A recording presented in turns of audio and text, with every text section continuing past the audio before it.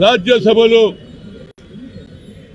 ఈ దేశానికి home minister అయినటువంటి అమిత్ షా మాట్లాడిన తీరు బయట కాదు, ఫ్లోర్ ఆఫ్ ద హౌస్ లో బాబాసాహెబ్ అంబేద్కర్ కు అవమానం చేసినట్టు మాట్లాడిండు. దానికి అవమానం ఏందని అంటున్నాడు నరేంద్ర మోడీ. ఏమన్నాడు? ఇది ఒక తమాషా అయిపోయింది, ఇది ఒక సిస్టమ్ అయిపోయింది. అంబేద్కర్ అంబేద్కర్ అంబేద్కర్ అంబేద్కర్ అంబేద్కర్ అని 6 సార్లు అని దేవుణ్ణి పూజ చేస్తానన్నా స్వర్గానికి పోతారు అన్నాడు. ఇంతకంటే అవమానం ఉన్నదాన్ని అహంకారం ఉన్నది అమిత్ షాకు, నరేంద్ర మోడీకి. ఎందుకంటే ఆర్ఎస్ఎస్ బీజేపీ బడుగు బలైన వర్గాలకు వ్యతిరేకం. నిజమైన స్వాతంత్రం 1947లో వచ్చినా నిజమైన స్వాతంత్రం ఎప్పుడు వచ్చింది? బాబాసాహెబ్ అంబేద్కర్ రాసిన రాజ్యాంగం.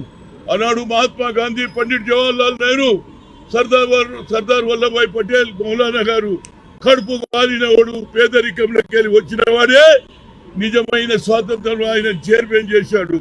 అలాంటి రాజ్యాంగం రాసిన అధినేత అందరం మేము దేవుడు అనుకుంటాం. ఆయన ఎస్సీలకే కాదు, భారతదేశంలో ప్రతి అగ్ర కులాలు కానీ బడుగు బలైన ఉండడంతో అదే ఆలోచనతో ఆయన జరిగిన అవమానాన్ని తప్పనిసరిగా ఖండిస్తూ అంతటితో ఆగకుండా మల్లికార్జున్ ఖర్గే గారు, రాహుల్ గాంధీ, సోనియా గాంధీ ఇచ్చిన ఆదేశం ప్రకారం అన్ని రాష్ట్రాలలో ఇది ఒక పెద్ద ఉద్యమంగా ర్యాలీగా వచ్చి కలెక్టర్కు ఇచ్చి ఆయనను బర్తరఫ్ చేయమని కోరుతున్నాం. అంబేద్కర్కు అవమానం చేస్తారా మీరు? అంబేద్కర్ రాజ్యాంగం రాస్తేనే ఇవాళ పార్లమెంట్ నడుస్తుంది. ఆ పార్లమెంట్ సభలో మా నాయకునికి అవమానం జరిగింది కాబట్టి ఇక్కడ మహేష్ కుమార్ గౌడ్ గారి నాయకత్వంలో, అదేవిధంగా కొప్పుల రాజు గారు ఆల్ ఇండియా ఎస్సీ చైర్మన్ గా మేమందరం వచ్చినాం. అదేవిధంగా నాకు ఒక కోరిక ఉన్నది మా కొప్పుల రాజు గారికి. 5 ఏళ్ల క్రితం అంబేద్కర్ కు అవమానం చేసింది బీఆర్ఎస్. స్టాచ్యూ పెడితే కూలగొట్టేసిండ్రు. ఒక దినం ముందు 13th ఏప్రిల్ కూలగొట్టిండ్రు, 14th అయింది. దాని గురించి కూడా ఇమీడియట్ గా నేనే దీపా మున్షితో మాట్లాడినా, మహేష్ తోటి మాట్లాడినా, కొప్పుల రాజుతో అది ఎంత తొందరగా పెట్టాలి, ఎందుకంటే ఆడ పెట్టేంతగా వేరే వాళ్ళు పెట్టేసిండ్రు. ఏది పంచగుట్టలు, అది ఓల్డ్ సిటీలో పెట్టాలని ఆలోచన చేస్తున్నాం.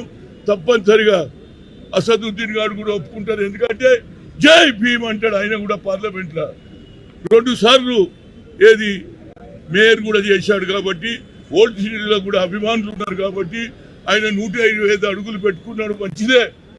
పేదవాడు చేసుకున్నటువంటి జై భీమ్ కార్యకర్తలు పెట్టుకున్న విగ్రహాన్ని కూలగొడితే నేను కొత్తది చేస్తే ఇప్పటి వరకు కూడా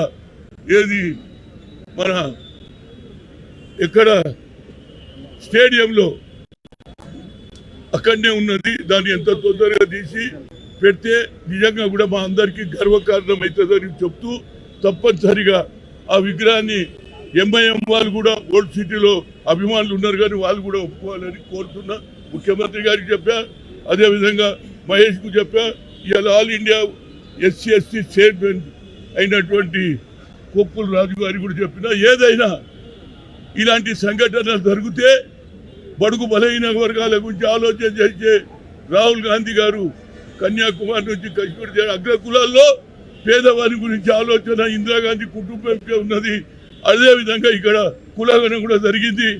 నిజంగా రేవంత్ రెడ్డి గారు కానీ బట్టి విక్రమార్క హృదయపూర్వక ధన్యవాదాలు. ఇది అన్ని రాష్ట్రాలలో జరిగితే తప్పనిసరిగా వచ్చే ఎన్నికల్లో బడుగు బలైన వరకు ఎక్కువ రాజ్యాధికారం రావాలన్నదే నా ముఖ్య ఉద్దేశం. అదేవిధంగా జై భీమ్.